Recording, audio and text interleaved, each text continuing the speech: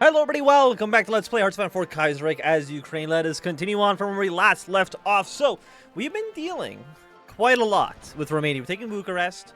I still believe that Bulgaria will be an ally of ours, right? Like, some part of the regime, I'm pretty sure that's pro-Reichspakt. Somebody correct me if I'm wrong. But by the time you correct me if I'm wrong, probably already too late. Anyways, we do have the small encirclement. It is, let's see, 2, 3, 5, 6... probably like 9 divisions, give or take, maybe 10. If we can get this killed off, right? We kill this off, all of these troops can go to other fronts, which is going to be very, very important for us. Now, keeping Bucharest is not necessarily the most important thing. High, moderate. Okay, so we need now actually to bolster the left. Progressive policies goes down in land reform score. They're currently at 12. Dude, well, give me a agriculture mechanization. Sounds good to me. Tone down leftist rhetoric. And we also have to deal with this coalition. Okay. Need the left to gain influence. So we're going to take a -20. We got plus 100, so this is still worthwhile, I think. Really got the party's right. Revival of the Slanska Spilka, peasantry-focused trade union network, one of the most prominent recent developments in the sphere of organized labor. Many view this as vast grassroots organization reopened under the patronage of the SR, as evidenced by the ability for cooperation and local organizations remain among the Ukrainians' people's strong suit. Not everyone, however, shares this view. The RP right wing, in particular, is quite suspicious of the structure. As always, its members potential destruction, social collectivism. According to them, not typical. Ukrainian peasantry means burdensome legacy of Russian colonialism.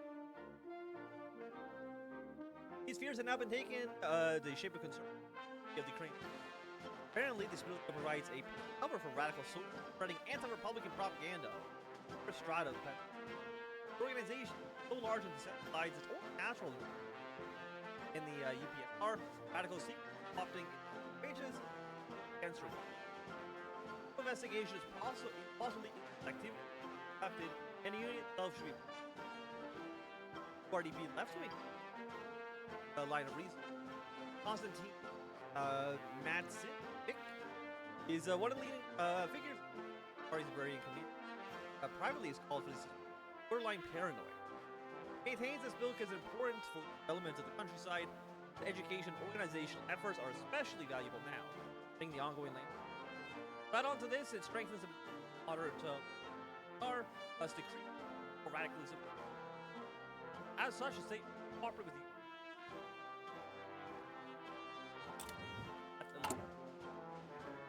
Now you are down to moderate division. I don't think it matters.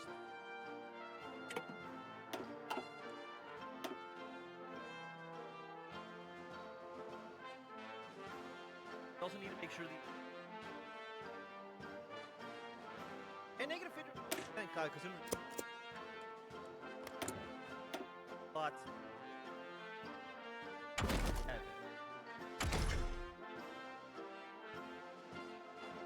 honestly, I'll take it.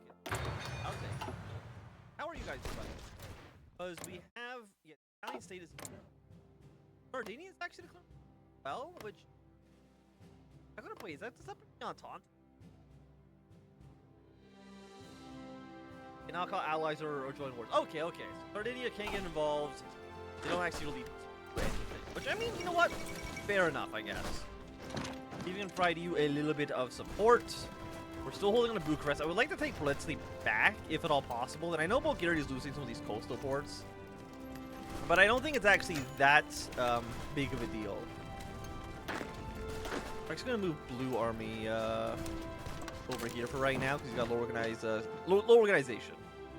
Agitation around the Russian Union. The ascension and consolidation of the notable, more revanchist and radical Savinkov government in Moscow has started to agitate many within Ukraine. The Russian Union Central Board has changed considerably over the years, primarily due to the fact that some of its members simply immigrated to Russia for one reason or another. Others simply found the lack of necessity for their activities and proceeded into active lobbying. Nevertheless, it has constantly been led and represented by one person, Dmitry Onenets. Foreign Minister, Mr. Onenets, is involved in work with Now, what happened at the end of it? A lot of recent events have thrown this organization's into disarray. Coincided with the rise of Sannikov and its a challenge of the Union by Army General Vashilov, most famous for leading the pro-Russian front. Although the attempted clearly failed to destroy majority, attempted to make many people uncomfortable. Long-time cooperating with the government and a professor of history is one thing. General associated with the radical realignment circles in the SHD is another. Bolstering the national populace a little bit. One negative one. Now, if I'm not mistaken, I don't believe you can actually go pro-Russia as Ukraine anymore. I know you used to be able to. I think they removed that. The newly reorganized Unstandprof, largest federation of trade unions in Ukraine, has reconvened and held an election for the first time since its overthrow of the republic in 1918. The election ended with a majority of positions being taken by representatives of the USDRP and the Workers' Democratic Union. However, there is a sizable number of Eucharist and especially Borobis elected, perhaps proving that the level of radical infiltration trade unions is higher than expected. 20 political power. I mean, I'd much rather lose 20 political power than losing one, than losing off that, at least right now. 20 on you, 25. It's still like not great. You still need to get you up to be 40 within the year. Like, we are kind of running out of time. How are you guys doing, by the way? We still hold Bucharest. You have like very, very low supplies. This is slowly getting kind of encircled. Landowners protest the government. 20 political power or 3 land score. What does 20 political power buy us? Anything? Not really. You know what? Give me the +3 land. Let's go in here for the assist. Portugal join the Entente. How are you doing here? Give you a little bit of support. I think the SRI, honestly, they might not make it to Middle Creek, and I'm happy to see it. Also, is that Modifier there? Yeah, okay. I don't know why they're for me. I'm not going to really worry about it too. The thing is, I can't let these Romanians realign with the rest of Romania. That's not going to be us. I'm liking the pushing Greece. Like, it's working pretty okay. Are you a supply hub? Are. You can take this province. They shouldn't have any supplies at all afterwards. These should all get wiped out pretty soon thereafter. Far lefts have played a very important role in the struggle against the Hetmanate. By keeping the flame of resistance alive and by raising the banner of rebellion among the downtrodden, the communists have helped us greatly. That doesn't mean, however, that we don't have our fair share of disagreements between them. While some, like the majority of the RDS, simply decided to properly integrate them systems, others have chosen more ambiguous or more openly hostile stance towards the public. Such developments cannot be ignored. Political disagreements aside, those who refuse to recognize our republic's rights to exist should have fought regardless of past merits. It should be fought regardless of past merits. For now, our security services, supported by their German counterparts, have 2 main aims. Closely monitor the internal organization measures undertaken by certain radical groups, investigate contacts. Regarding the first task, the name of Mikhail Polos immediately came to attention. Talented coordinator of the underground activities during the Hetman's reign, he is once again seen to be involved in revolutionary plotting. The other prominent Borobist, Lekov Kovalev, influential left faction in the local Sava Council. Polos has control operations in this. When it comes to potential foreign meddling, the focus should be directed towards the UKP and the radicals in the RDS, the nationalist wing of the first, led by Stanislav Kosir and Lazar Anaovich. Is under suspicion of keeping close contacts with Russian socialists. Meanwhile, certain elements of the RDS centered mainly around Anatoly Kosy and Pavlo Kursk, are rumored to retain extensive connections with Paris. Given our country's precarious position and its importance to Germany, it is the utmost importance to pay close attention to such activity. Appreciate it. Happy to have it. Are slowly falling apart. Unfortunately, these just like the rail lines just do not connect you at all, which is really, really bad. Sicily is looking pretty good. I think I can't see Sicily actually losing the war right now. The fact that the SRI has not been able to overthrow the Italian state is pretty powerful for us. Pick you the whole line here. I actually want you moving to this province instead. We can make some headway maybe on this province. Funding the cooperative movement. In Ukraine, the cooperative movement has existed for decades and has contributed to the well-being of our peasants through maximization of small farmers' profits and the ability for farmers to pool their resources together. In Western Ukraine in particular, the cooperatives have seen membership in the hundreds of thousands, and directly funding from the state has only bolstered their usefulness.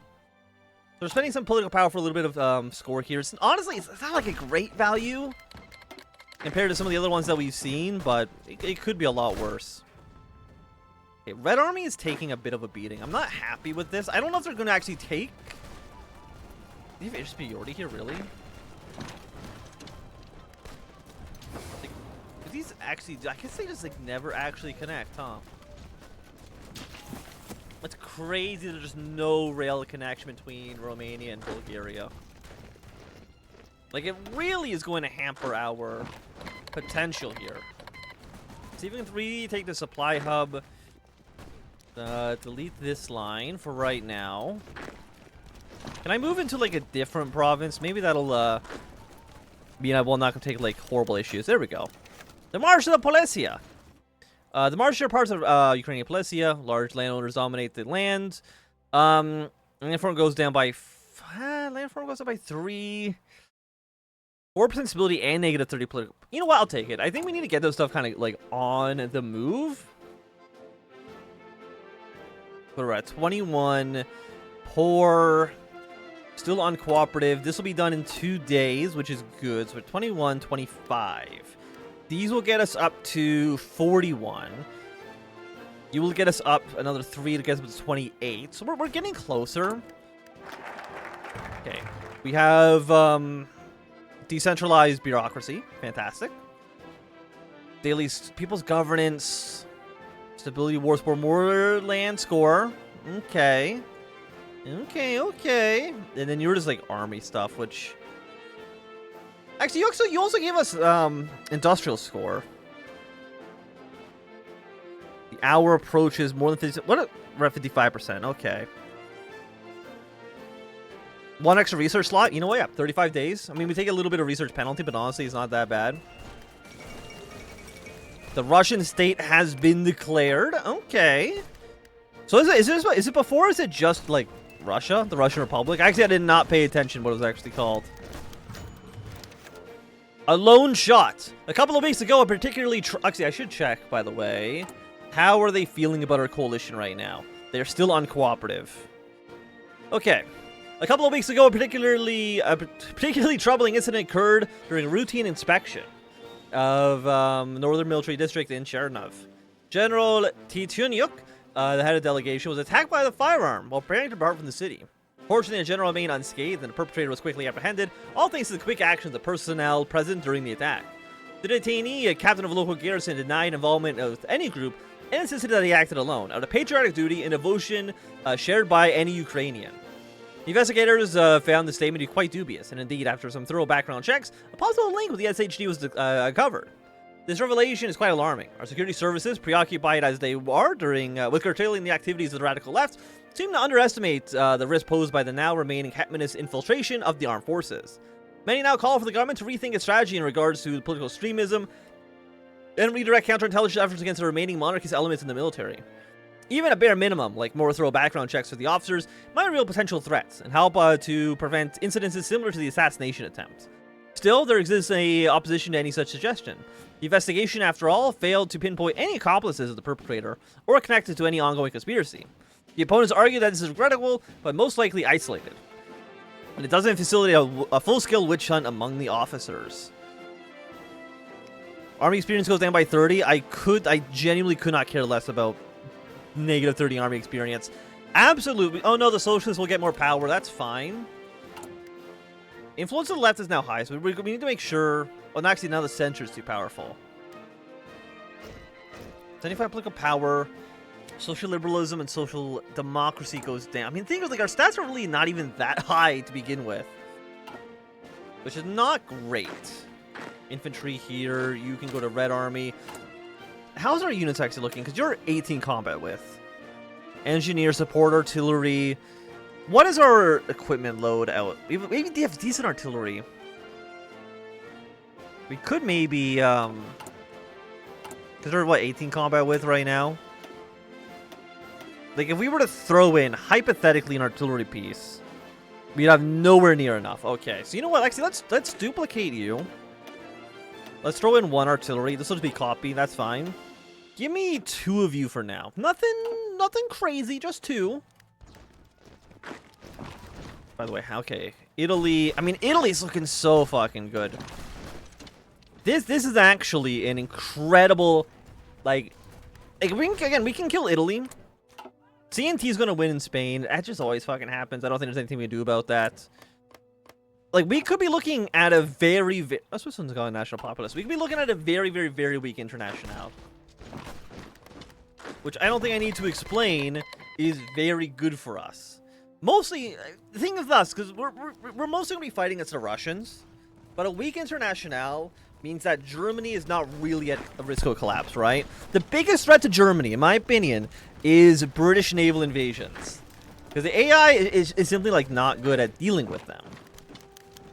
Bailing out ailing farms. Super good 10% construction. I mean, we'll do this. So land reform is now at 25 and 28. Everything is still poor. We have 169 days on this. Well, we're trying. Give you the assistance here. Let's assign you to Green Army. Because what else we need? We need the port. Industrial score goes up. I mean, 2 naval bases is okay. We can use them to build some convoys or build some submarines or something like that. Like, our navy is not going to be that important. Is there any actual... Is there, like, an industry tree? No, I don't think so. I think anything is going to be down here. Cooperative efficiency cap. Amenable production. Okay, so this makes our stats better.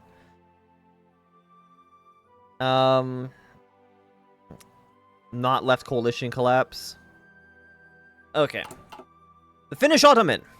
Retired Finnish General Carlo Kivkas, or here better known as Edvard Karlovic, arrived in person in Ukraine, wishing to congratulate the new regime.